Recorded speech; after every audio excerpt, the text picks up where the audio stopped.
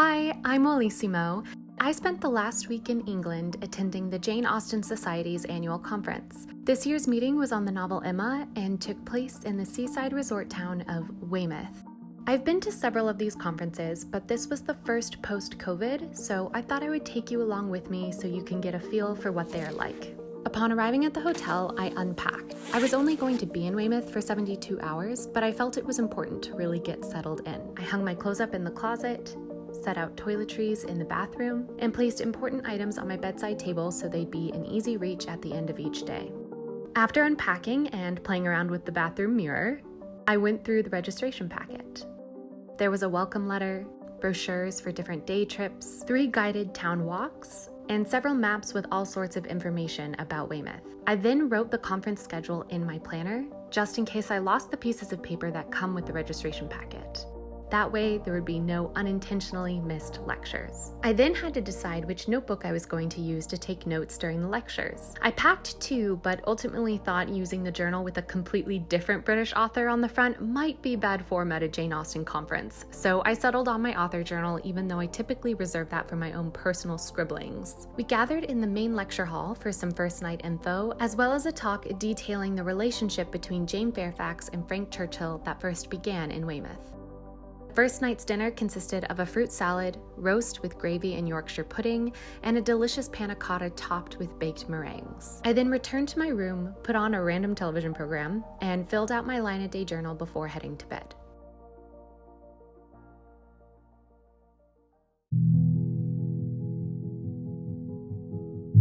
Day 2 started bright and early thanks to the jet lag. I helped myself to the hotel's breakfast buffet before the first lectures began. When I arrived at the lecture hall, I was given this pretty society pin, which I continued to wear for the rest of the conference. Okay, and I'll introduce Pauline to talk about Jane Austen's view in Weymouth.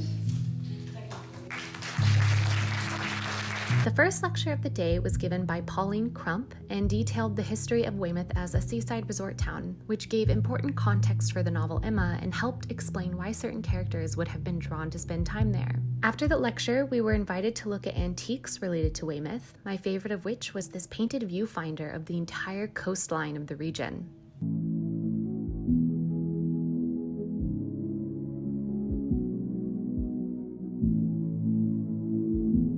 There was a quick break for tea where I made an absolute mess, and then, instead of attending the second lecture that morning, which was about the maritime history of Weymouth, I went back to my hotel room to do some work, as I had quite a few emails I needed to send out, and my family was planning on walking through town later in the day, and I wanted to be free to do that. Weymouth has a beautiful esplanade that stretches for miles along the coast. We walked the front main street and ended up getting lunch in a pub where I had steak and ale pie, my favorite British dish.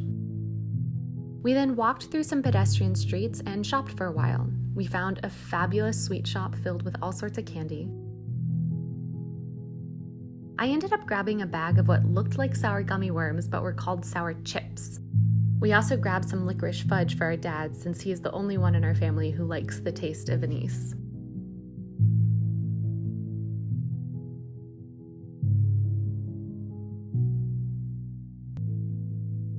In a different store, I saw this amazing journal designed to look like a dragon's eye. I almost bought it for my next Dungeons & Dragons campaign, but I resisted. After shopping, we sat for a moment and had some bubble tea. Sorry if that splashed you.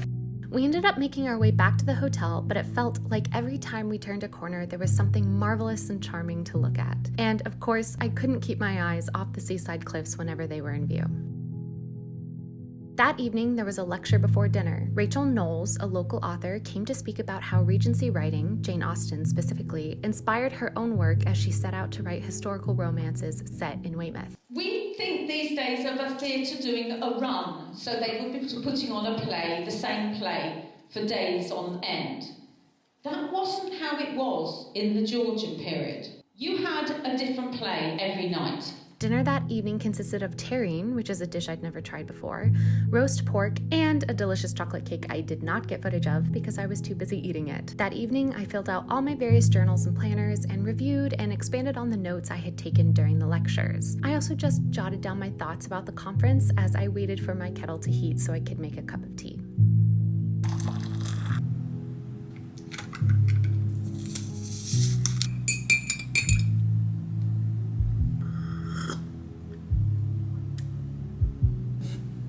Yep. And I enjoyed that tea with a complimentary shortbread cookie.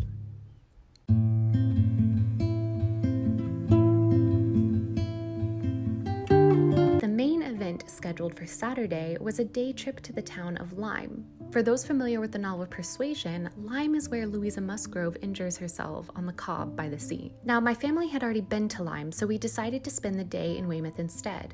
I did a little work in the morning, and then we headed out to the seaside. We found a cafe called the Sandbar, where I ordered an Earl Grey tea because it was fairly chilly outside. The cold weather wasn't too bad though, because the sun was shining. We rented some beach chairs and sat for several hours reading and chatting while enjoying the view.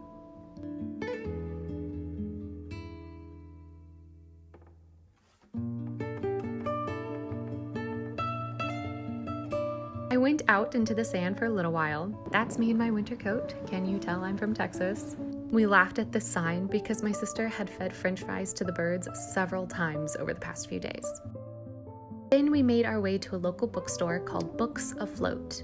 It carried a lot of maritime-related reference books, but also had several treasures hidden on its shelves.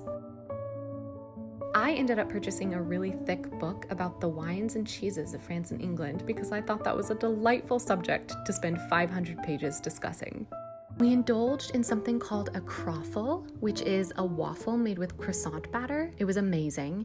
And I also had some hot chocolate with marshmallows and whipped cream.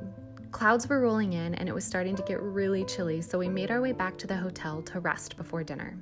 It's Saturday night and we're having our final gathered dinner here at the conference, and we're meant to turn in an activity that was handed out a couple of days ago. Basically, somebody made a list of 2 separate dinner parties. Their best dinner party they could make with all of Jane Austen's characters across all of her novels, and the worst dinner party that they could make with all of those characters. And we were all asked to do the same. I haven't fully finalized my best dinner party yet. For me, I think the best dinner party is one where we all just sit down, eat our meal, don't have to talk, and just eat in companionable silence. I think I'm gonna kind of go through my mental list and maybe use the internet too to find which Austen characters are renowned for being quiet. One that comes to mind immediately is Anne de Bourgh from Pride and Prejudice. And so just kind of that, like all those background characters who never speak, that's who I'd want at my dinner party table so we could just eat in peace. As for my worst dinner party idea, I had multiple thoughts. I thought it would be really interesting to have a table of all the heroines and all of the men that they rejected the day after that rejection occurred. So Lizzie Bennet and Darcy after she refuses his proposal the first time, Fanny Price and Henry Crawford. But I kind of felt like that dinner party would just end up being a lot of men being angry at a lot of women, and I didn't like that vibe. I think I may have come up with the cruelest possible dinner party arrangement that can be made within the scope of Austen's work, and it is exclusively using characters from Sense and Sensibility. Those characters being Marianne Dashwood, Willoughby, Colonel Brandon's ward Eliza, Miss Grey, and Willoughby's aunt. I don't know how familiar you might be with Sense and Sensibility, but basically what I'm saying here is Marianne is in love with a man named Willoughby. Willoughby is also in love with her, but unfortunately he has impregnated Eliza, who is the ward of Colonel Brandon, who is in love with Marianne. Willoughby's aunt has disinherited him because of his impregnating Eliza, and so he's had to break off his attachment to Marianne and instead has attached himself to Miss Grey. So I just feel like that would be such an uncomfortable dinner party. That's the point of this game, right? Is to create a really uncomfortable dinner party. So yeah. Dinner was a fresh Caesar salad, roast chicken, and a New York style cheesecake.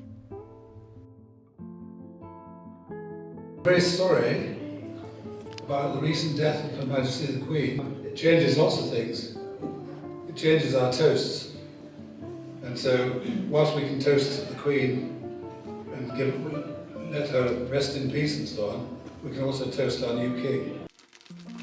The next morning were the final few hours of the conference. We had 2 lectures to attend before saying our goodbyes. The first was by Dr. Joseph Crawford from the University of Exeter. He gave a talk on how the perception of Jane Austen has shifted since she wrote her novels. What interests me about this, what I want to talk about today really, is it's the growing gap between those 2 Austens, right? Between the actual Jane Austen who actually lived and wrote in the late 18th, early 19th centuries, and Jane Austen as she has come to be remembered, as this cultural presence, as this kind of spirit of romance fiction. And this unsurprisingly prompted a lot of very funny mashups and lines up. This is one of my favourite ones. Mr. Darcy wading ashore onto Monster Island to the alarm of Godzilla. The final lecture of the conference was given by John Mullen. Talking about Emma, you'll notice a sharp eye amongst you is that I had a difficult choice with Emma, didn't I? Whether to italicize it or not. There's a slight double meaning with this slide. It's talking about Emma, the novel, but actually I want to focus a little bit at least on the way in the novel people talk about her. This was a very engaging talk with heavy audience participation, but once it was over, the conference came to a close.